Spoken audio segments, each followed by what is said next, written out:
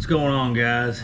It has been, I don't even know, probably a year and a half, 2 years since I posted. It's been a minute. My life's been crazy. I had a kid, I've changed jobs, I moved, all kinds of stuff's been going on. So life's been crazy. I've still been running RC, just haven't done any filming. But life's kind of slowly settled down, and still crazy, you know how that goes, but haven't been on here and posted a video in forever, and I've been itching to do it. So I've been doing a lot of things back and forth. I've been running nitro, I've been running electric, a little bit of everything. I haven't flew much, I haven't flew the plane or the drone any, but still been running. So I wanted to post a quick video on what my latest thing I've been working on is, and that's took my T-maxx and converted it over to a Big Block, and I did that using the stock chassis. And I figured instead of since I haven't posted in forever, basically to come back, I would kind of walk you guys through that. I know there's all kinds of people on the internet I see on the Facebook pages and groups. They're always wanting more power, wanting to put a different engine in their T-maxx, and everybody tells them, well, you need a big block chassis, you need this. Well, obviously those big block chassis kits for the T-maxxes you can find them but on eBay and random places, but they're super hard to find. And if you do find one, people want an arm and a leg for it because they just don't make them anymore. So I basically started doing this. It's probably been a year and a half, 2 years ago, almost when I stopped filming. And it kind of I started it, got it sort of complete, not all the way, and then it just got pushed aside because life got crazy, you know how it goes. And here a month or two ago, I got the itch to get back into it and finish it. And I figured I would kind of walk through. The truck's dirty, I've been running it, so ignore that. But I didn't figure there was any purpose in cleaning it for the video, because I'm just going to make a running video after this one to show you guys how it performs. But anyway, I'll walk you through it and show you basically what I've done, and it's really not hard. You can do it at home with some basic tools, just you got to get a little creative.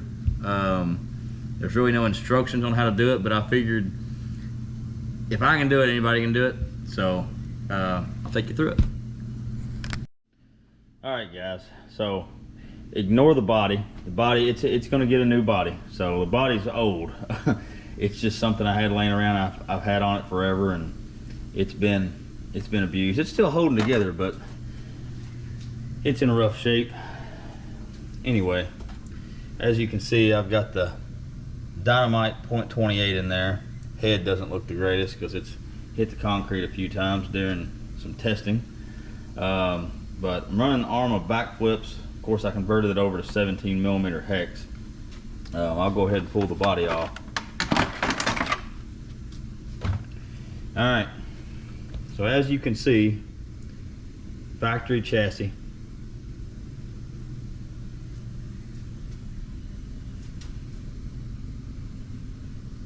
All factory. What I am running, see if I can get a better angle of it here with one hand. You can look down in there. I got that Big Block mount off of eBay, and it's made by RC Renew. I'm sure I could find the link to it if anybody's interested. But again, it's a .28 Dynamite. I'm running a Savage header at the moment. I hate these coupling style exhausts like that. I'm not a huge fan, but this was just kind of a mock-up, what I kind of had envisioned.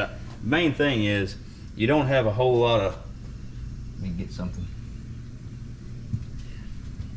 You don't have a whole lot of clearance from your exhaust port to the shock tower, and I did have to relocate this shock over a little bit. There's another fella online, not sure of his name. I wish I should have wrote that down before I started this video. I'd give him a shout out, but he did something similar to what I've done. But basically, I put a Savage header on here to get that real sharp angle so that I could clear that shock tower and the shock. And like I said, I hate these couple style exhaust systems, but it works. I think this pipe came on my Losi ready to run truggy, and I just, you know, before I did anything as far as drilling holes or anything like that, because there is some that you have to drill, I basically just mocked everything up and kind of sat it in there like I thought that I would like it to sit. The mount itself, the Big Block mount, it'll go right there in your factory mounting holes. And if I recall, I've tinkered around with it a little bit. I took my Dremel and I just reamed those holes out a little bit. You don't have to. It just really depends on what your setup is. Everybody's is going to be a little bit different. Everybody's more than welcome to take this and use your own ideas or whatever.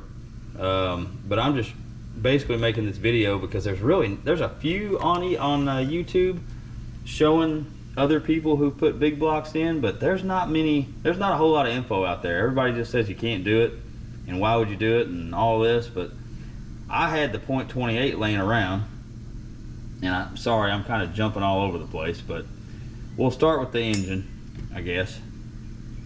The .28 I had laying around because I had it in my ready to run truggy when I got it, obviously, and I ended up, right when I got it, I swapped it over to a .32 LRP.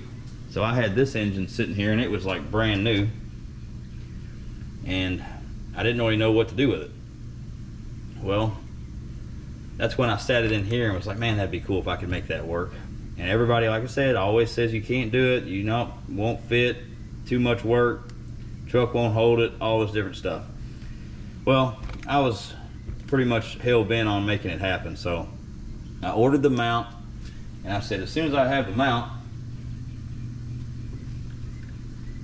I can at least sit it in there and see what has to be done. And I thought, well, you know, I'll spend the 30 bucks or whatever it was on the mount to tinker with it. So I did, got it sitting in there. Obviously, first problem you're going to run into, transmission is going to be too close. The Big Block is going to, you know, it's going to be sitting longer in there, and it's going to be, it just doesn't line up. It don't work. So what I did is I ended up moving my transmission forward one hole. The way I used the factory mounting holes, but I moved it forward one hole. Pretty simple. Ran a couple different screws through here. I think on this side I've got a nut on it. Just tinkered around with it until I had it secure like I liked it. Next thing you're gonna run into, and again, well, it's not gonna be the greatest. Again, it's dirty, so ignore that. Next thing you're gonna run into is your drive shafts. I don't think I had to do anything with the rear. I think it's fine. But the front, where you scoot it forward, you're gonna have to shorten that thing up. Hopefully I'm getting that on camera. And it's gonna be kind of hard to tell. But I had to shorten it up. I just took a cutoff wheel on my Dremel. Use whatever, really, I guess. I shortened it. Another view of it if it shows up on the camera. Shortened it. Well, when you shorten it, then you run into another problem. And that's you don't have enough clearance in here in your chassis, because it's, honestly, at this point, it's been so long, I forgot what it really looked like. But I basically took my Dremel and I grinded and just evened that out around in there to where now that you've pushed all this forward, your brake disc had to clear and your drive shaft had to clear. And it doesn't look 100% perfect. Now that I've got all this set up and it's functioning, I thought about just buying another chassis and doing everything really nice and clean. And you can tell I've got extra holes drilled in here where I was tinkering around, you know, with different, making exhaust hangers, and I tried different receiver boxes. And speaking of that, I'm running an Arma, this is like a V2 Arma, I think it came out of my Typhon, just radio box. I always keep all my old stuff like that just in case, and it worked perfect. It's small, tucks everything in there nice. You can tell I don't have the battery box in here. I took that off,